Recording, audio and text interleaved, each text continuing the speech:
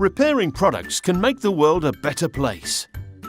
Every year, the world's population generates a massive 50 million tons of electronic waste.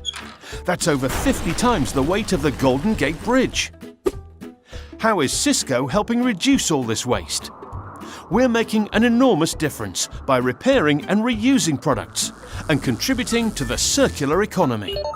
Even the best-made products encounter problems during their life cycle. When they do, some companies toss them aside. We don't think that's a great idea. We'd rather fix them. That's why our products go to global repair sites where they're tested, repaired, and sent back out for reuse.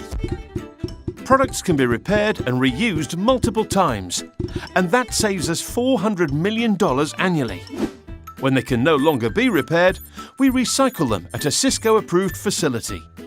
Cisco delivers over 1 million repaired parts each year throughout the world. This is good for the environment, and it ensures we have the right parts available for our customers at the right place and at the right time. By contributing to the circular economy, Cisco Services is helping lead the way in promoting a sustainable future.